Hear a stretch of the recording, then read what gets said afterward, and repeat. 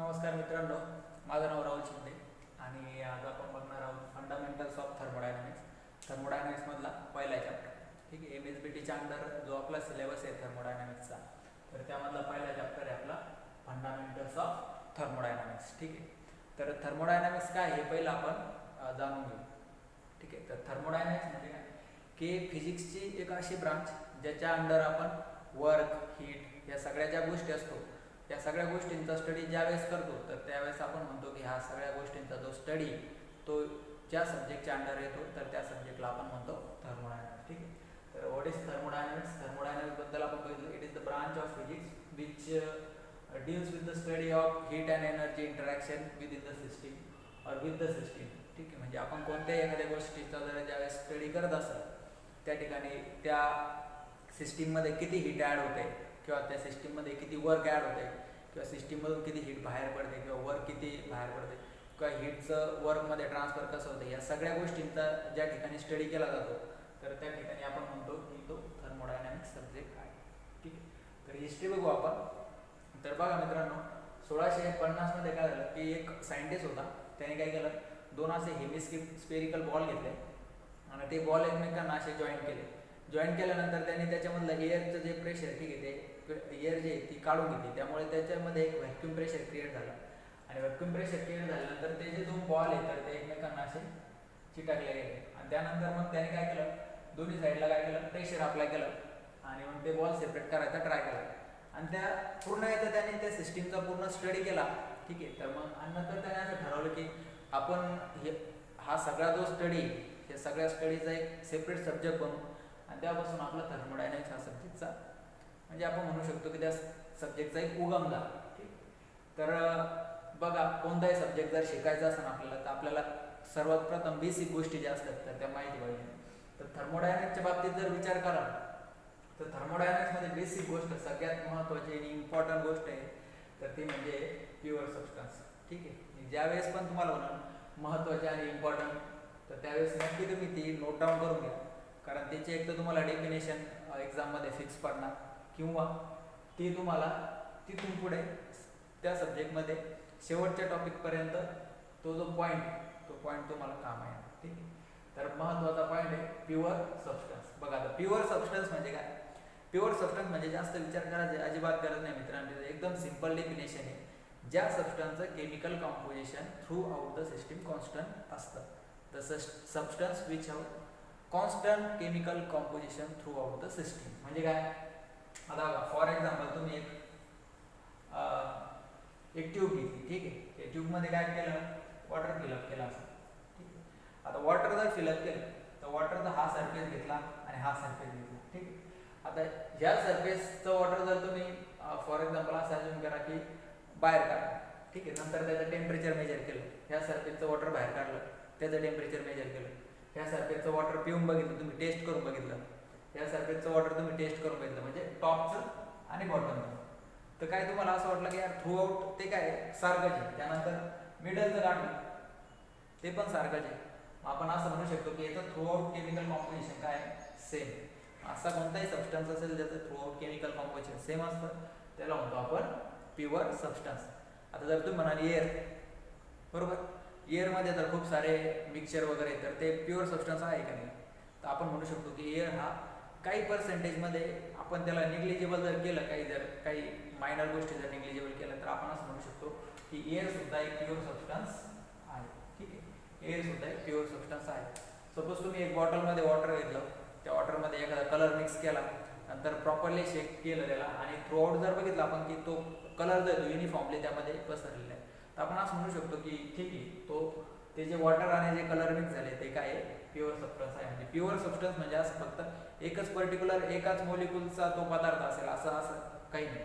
दोन फेजचं मिक्सचर जरी असलं पण ते जर युनिफॉर्मली एकमेकांमध्ये जर मिक्स असलं तरी आपण म्हणू शकतो की तो काय आहे, प्युअर सबस्टन्स आहे. ठीक आहे, प्युअर सबस्टन्सचं एक एक्झाम्पल दिलं आहे बघा, इथं वॉटर आहे, हेलियम, हायड्रोजन, कार्बन डायऑक्साईड. ठीक आहे, किंवा मग दोन कोणतेही फेज ज्यावेळेस एकत्र येतील आणि त्यांचं होमोजिनियस मिक्सचर तयार होईल त्यावेळेस पण आपण असं म्हणू शकतो की तो काय आहे, प्युअर सबस्टन्स आहे.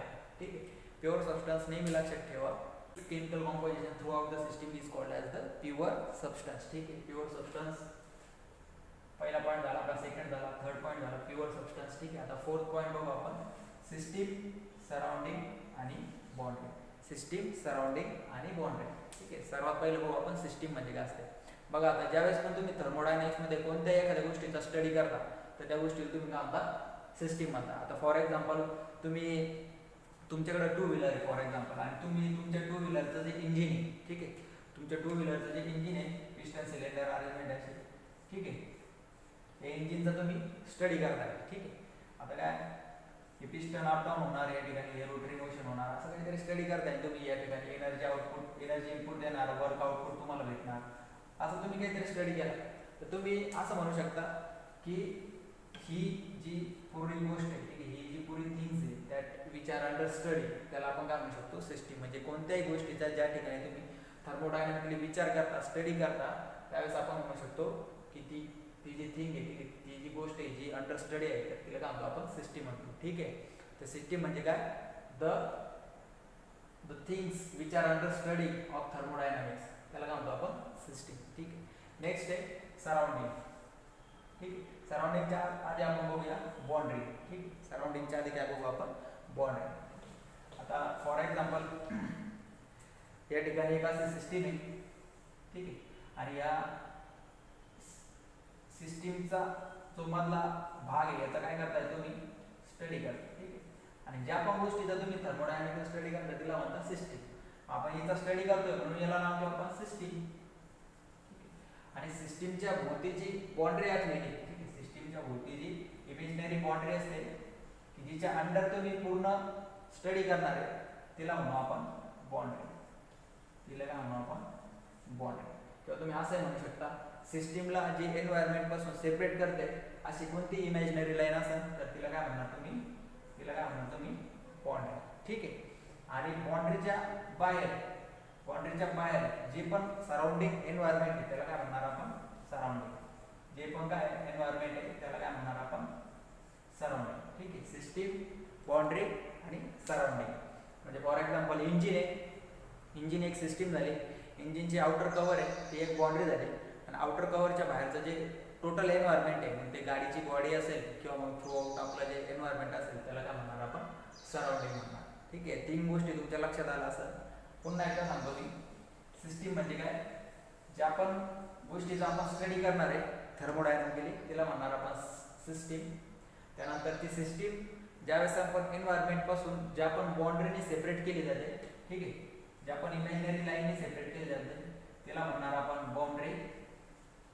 ठीक आहे, त्यानंतर हे म्हणतात सिस्टीम, आणि बाकीचं जे ते एन्व्हायरमेंट ते म्हणजे सराउंडिंग. हे जर कळत नसेल तर अजून पुन्हा एकदा सांगतो मी.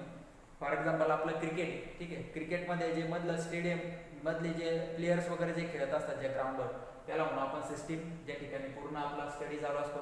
त्यानंतर 6-4साठी जी लाईन आखलेली असते त्याला म्हणू आपण बाउंड्री. ॲक्च्युली क्रिकेटमध्ये पण आपण बाउंड्रीज म्हणतो, आणि बाउंड्रीच्या बाहेरचं जे स्टेडियम आहे ते म्हणू आपण सराउंडिंग. ठीक आहे, आता तुमच्या लक्षात आलं असं या तीन गोष्टी. ठीक, आता बघू आपण की ॲक्च्युली सिस्टीमच्या टाईप्स किती पडलेले आहेत. ठीक आहे, सिस्टीमचे टाईप्स किती पडलेले. ठीक आहे, मेनली सिस्टीमचे 3 टाईप्स आहेत, आयसोलेटेड सिस्टीम, क्लोज सिस्टीम आणि ओपन सिस्टीम. ठीक आहे, तर आपण एक एक बघणार.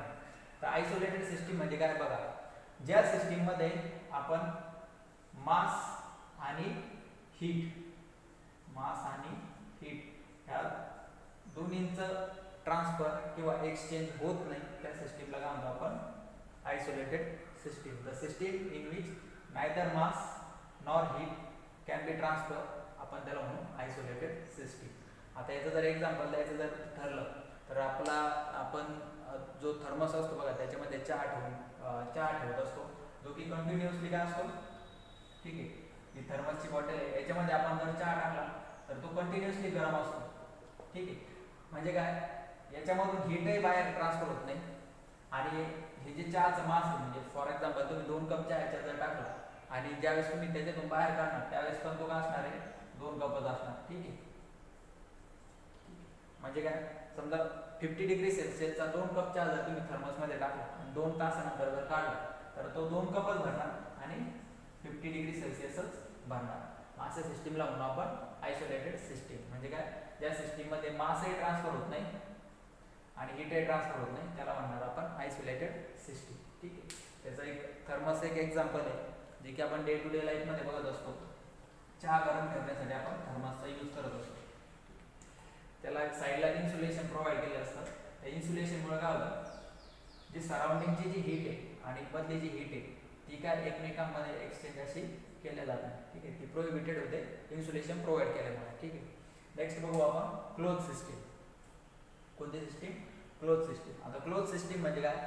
सेम काय, फक्त ज्या सिस्टीम मध्ये मास ट्रान्सफर होत नाही पण हीट ट्रान्सफर होतो. ठीक आहे. त्या सिस्टीम मध्ये मास ट्रान्सफर होत नाही पण हीट ट्रान्सफर होते, अशा सिस्टीमला म्हणू आपण क्लोज सिस्टीम. ठीक आहे. आता फॉर एक्झाम्पल तुम्ही गॅसवर एखादं भांडं ठेवलेलं आहे. ठीक आहे. किंवा फॉर एक्झाम्पल असं आपण चहाच्या बाबतीतच बघू. तुम्ही गॅसवर चहा बनवताय आणि त्या भांड्यावरती काय तुम्ही असं झाकण ठेवलं. आता तुम्ही खालून जर हीट दिली. ठीक आहे. हीट दिल्यानंतर याचा मधला जो चहा आहे त्याचं टेम्परेचर काय होणार आहे? वाढणार आहे. बरोबर. म्हणजे काय, या ठिकाणी हीट ट्रान्सफर झाली, गॅसची हीट चहाला गेली, पण झाकण ठेवल्यामुळे काय झालं, चहाची जी वाफ होते ती पुन्हा कंडेन्स होऊन पुढे पडते, पुन्हा चहामध्ये पुन्हा त्या भांड्यातच राहते. म्हणजे तिथं मास ट्रान्सफर होत नाही, फक्त काय होतंय, हीट ट्रान्सफर होते. म्हणून अशा सिस्टीमला म्हणून आपण close system. The system in which only heat can be transfer but not मास. म्हणजे ज्या ठिकाणी मास ट्रान्सफर होणार नाही पण हीट ट्रान्सफर होते, त्याला म्हणून आपण क्लोज सिस्टीम. ठीक आहे. आता तिसरी आणि इम्पॉर्टंट बघू आपण ओपन सिस्टीम. ठीक आहे. पुन्हा चहा आणि चहाचा एक्झाम्पल बघू आपण की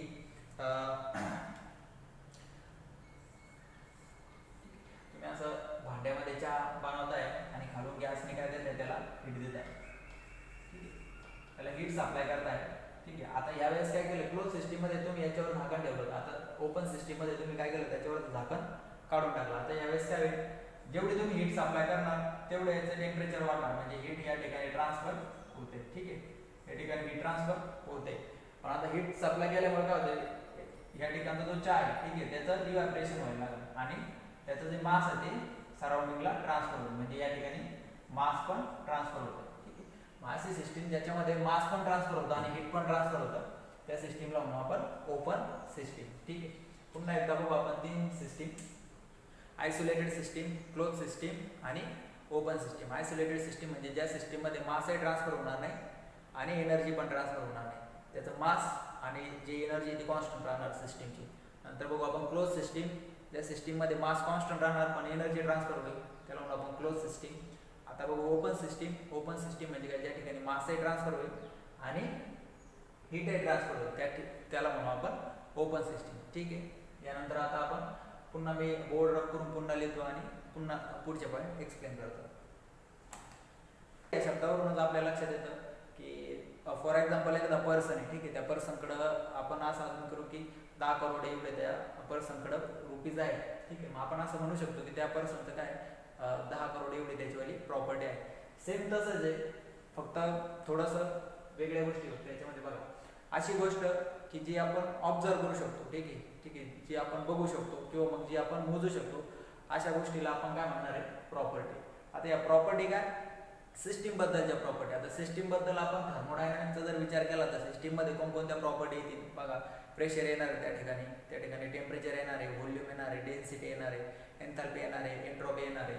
ठीक आहे. म्हणजे काय, अशी कोणती गोष्ट जी आपण ऑब्झर्व करू शकतो किंवा मेजर करू शकतो, अशी कोणती कॅरेक्टरिस्टिक असेल तर त्याला म्हणू आपण प्रॉपर्टी ऑफ द सिस्टीम. ठीक आहे.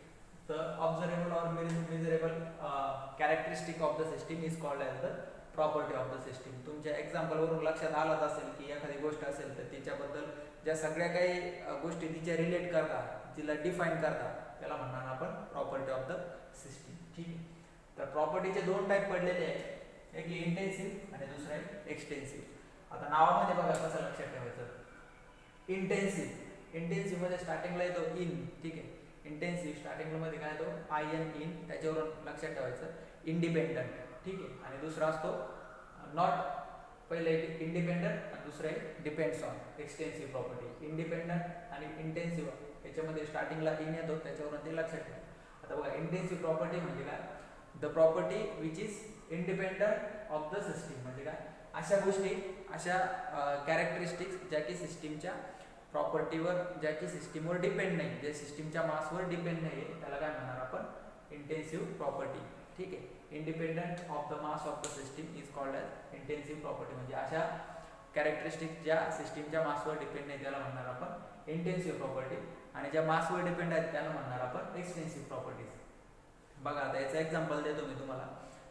फॉर एक्झाम्पल तुम्ही ग्लासमध्ये वॉटर घेतलं. ठीक आहे, एखाद्या ग्लासमध्ये काय घेतलं तुम्ही, वॉटर घेतलं.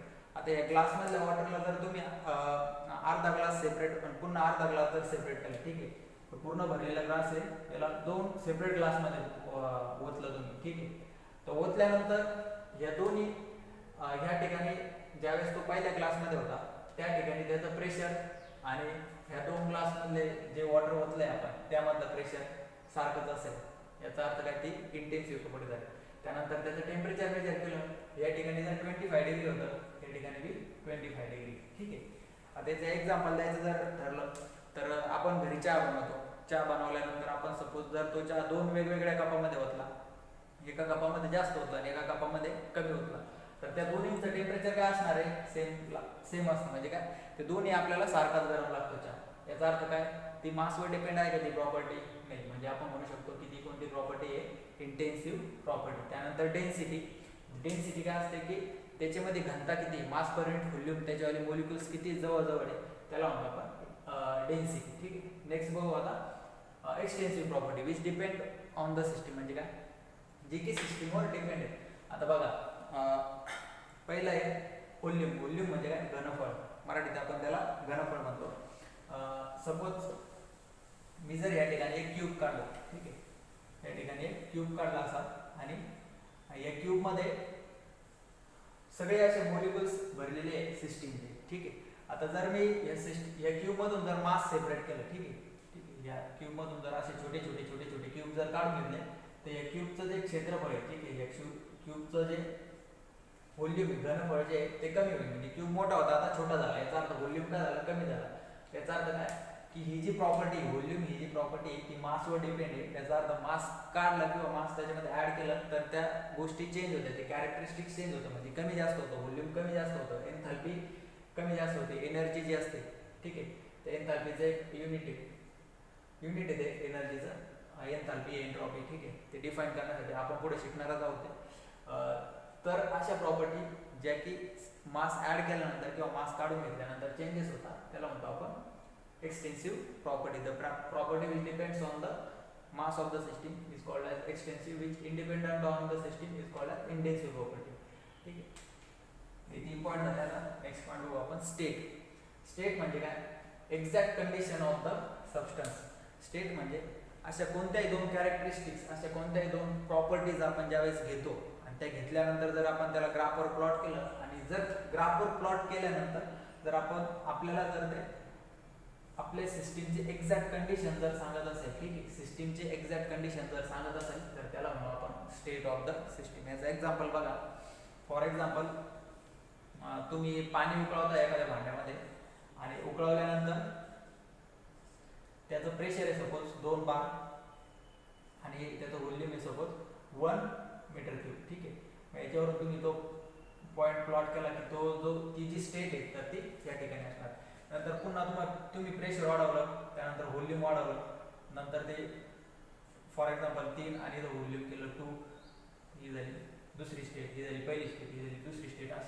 असे कोणत्याही 2 प्रॉपर्टी, मग ते टेम्परेचर प्रेशर असेल, प्रेशर व्हॉल्यूम असेल, एन्थॅल्पी एन्ट्रॉपी, अशा कोणत्याही 2 प्रॉपर्टी एकत्र आल्यानंतर जर ते सिस्टीमचे एक्झॅक्ट कंडिशन जर सांगत असेल, जसं या ठिकाणी बघितलं 1.2 पॉईंट, ठीक आहे, 1 मीटर क्यूब, 2 मीटर क्यूब, ठीक आहे, 2 बार 3 बार, अशा कोणत्याही 2 प्रॉपर्टी एकत्र केल्यानंतर एक परफेक्ट स्टेट आपल्याला भेटते तर त्याला म्हणू आपण state of the system. Exact condition of the substance आपल्याला त्या ठिकाणी माहित होते, त्यामुळे आपण त्याला म्हणू स्टेट ऑफ द सिस्टीम. ठीक आहे, आता ह्यात जर स्टेट, ठीक आहे, ह्यात जर स्टेट मी जर एका लाईनने जर जॉईन केले, ठीक आहे, एका लाईनने जर जॉईन केलं तर मी काय म्हणणार त्याला प्रोसेस. ठीक आहे, the path joining the succession of the state. ठीक आहे, म्हणजे काय, एक एक्झॅक्ट स्टेट आल्यानंतर जर आपण त्या 2-3 स्टेट जर एखाद्या पाथने जर जॉईन केले तर त्याला काय म्हणणार आपण प्रोसेस. ठीक आहे, म्हणजे 1 to 2 प्रोसेस.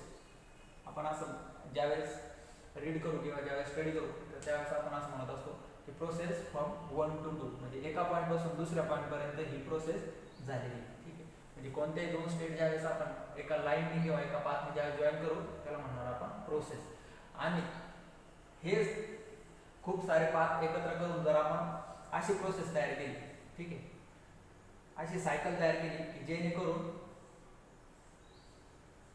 ठीक आहे, फॉर एक्झाम्पल ही पहिली प्रोसेस, ही दुसरी, ही तिसरी आणि ही चौथी. आणि आपला जो सबस्टन्स आहे तो 1 पॉईंटला स्टार्ट झाला. ठीक आहे, 1 पॉईंटला स्टार्ट झाला, पुन्हा 2 पॉईंटला गेला, 3ला गेला, 4ला गेला आणि पुन्हा 1 पॉईंटला आला. म्हणजे काय, ज्या ठिकाणाहून स्टार्ट केलं होतं त्या ठिकाणी पुन्हा आला, तर त्याला म्हणू आपण सायकल. सायकल हे शब्दावरूनच तुमच्या लक्षात असेल, गोल असणार ते.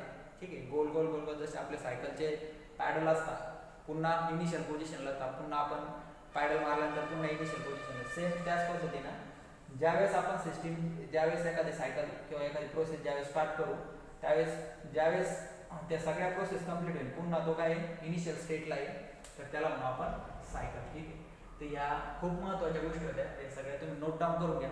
आणि जर समजलं नसेल तर पुन्हा तो व्हिडिओ रिवाइंड करून बघा, म्हणजे तुमच्या लक्षात येते. ठीक आहे, मी तसं एक्झाम्पलवरून सांगितलं जे तुमच्या लक्षात बसलं असेल ते. ठीक आहे, आता नेक्स्ट पॉईंट बघू आपण. थँक्यू. फंक्शन, पाथ फंक्शन आणि वर्क, हे 3 खूप महत्त्वाचे पॉईंट आहे. म्हणजे आपण बेसिकली जर बघितलं तर हा चॅप्टरच खूप इम्पॉर्टंट आहे, फंडामेंटल्स ऑफ थर्मोडायनामिक्स.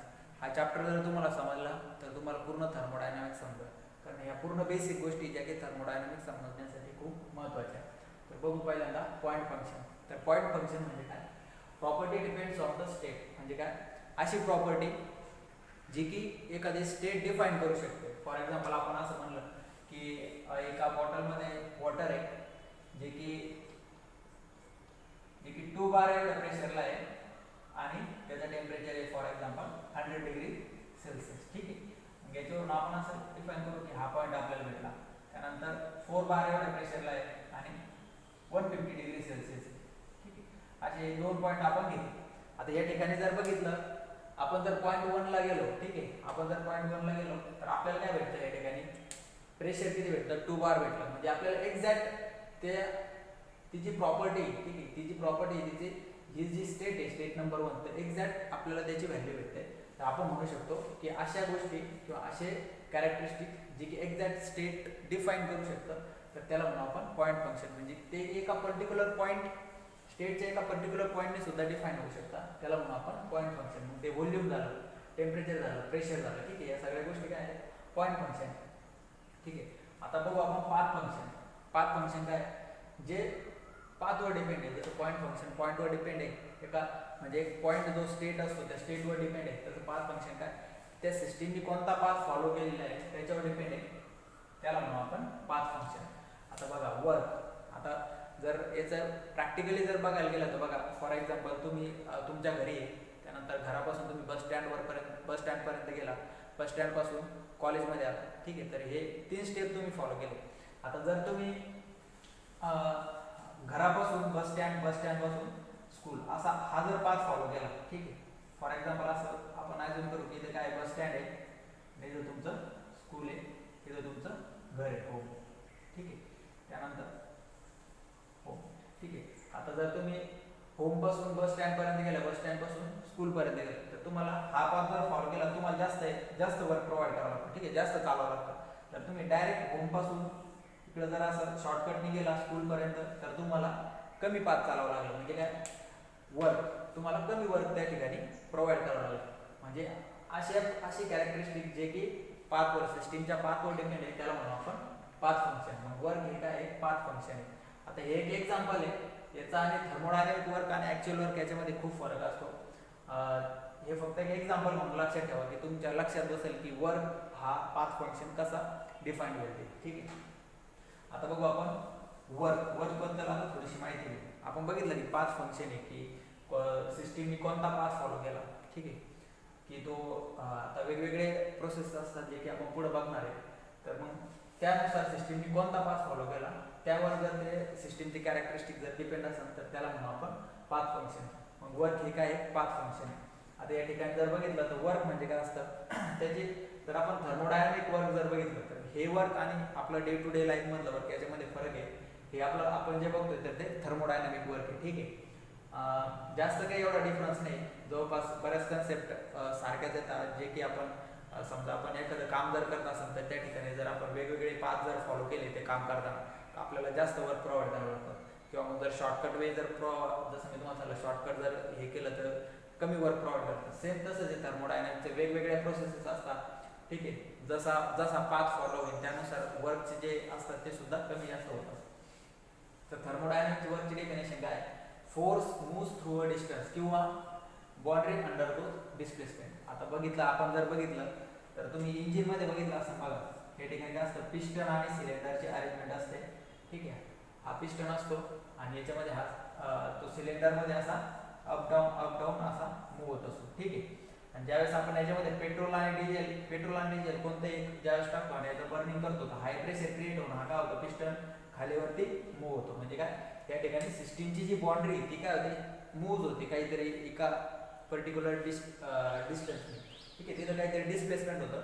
आपण असं म्हणू की त्या ठिकाणी काय होतं, हे थर्मोडायनामिक वर्क हे परफॉर्म होते. ठीक आहे. यानंतरचा महत्त्वाचा पॉईंट आहे तो असतो हीट असतो. ठीक आहे. हीट तो सुद्धा आपण लगेच बघून घेऊ. बघा काय असतं, जर तुम्ही नॉर्मली जर दोन बॉडी, एक कोल्ड बॉडी आणि एक हॉट बॉडी जर एकमेकांच्या जवळ जर ठेवले, फॉर एक्झाम्पल आपण बघू की काय ही हॉट बॉडी आहे आणि ही कोल्ड बॉडी, ही हॉट बॉडी आणि ही कोल्ड बॉडी. आता ह्या जर एकमेकांच्या जवळ जर ठेवल्या तर काय होतं, ज्या बॉडीचं टेम्परेचर जास्त आहे म्हणजे हॉट बॉडीकडून कोल्ड बॉडीकडे काय होईल, हीट ट्रान्सफर व्हायला सुरुवात होईल. म्हणजे हीट म्हणजे असा फिनॉमिना ज्या ठिकाणी टेम्परेचर डिफरन्स असतो, म्हणजे ज्या ठिकाणी टेम्परेचर कमी जास्त असतं त्या ठिकाणीच हीट हा जो फिनॉमिना हा बघायला भेटतो आपल्याला. आणि बघा काय असतं, ज्यावेळेस पण सिस्टीम मधून एखादी हीट वगैरे बाहेर पडते किंवा बाउंड्री ज्यावेळेस ट्रान्सफर होते त्यावेळेस ती हीटच्या स्वरूपात नाही तर ती वर्कच्या स्वरूपामध्ये ट्रान्सफर होत असते. म्हणजे बघा, ज्यावेळेस आपण इंजिनमध्ये पेट्रोल वगैरे टाकतो आणि पेट्रोल ते बर्न करतो आणि इंजिन रन व्हायला लागतं तर त्या ठिकाणी आपल्याला वर्क भेटत असतं. म्हणजे इंजिन रन होतं याचा अर्थ काय, आपली गाडी पुढे चालते म्हणजे आपल्याला त्या ठिकाणी वर्क भेटतंय, काहीतरी अमाऊंट ऑफ आपलं जे काम आहे. ठीक आहे. तर ते हॅपन होतं किंवा ते भेटतंय आपल्याला. तर हीट दिल्यानंतर ते आपल्याला होते. हीट दिल्यानंतर म्हणजे पेट्रोल जाळल्यानंतर. ठीक आहे. तर हीट म्हणजे काय, असा फिनॉमिना ज्या ठिकाणी टेम्परेचर डिफरन्स असेल म्हणजे कमी जास्त टेम्परेचर ज्यावेळेस असेल त्यावेळेसच आपल्याला हीट जो येतो पाहायला भेटतो.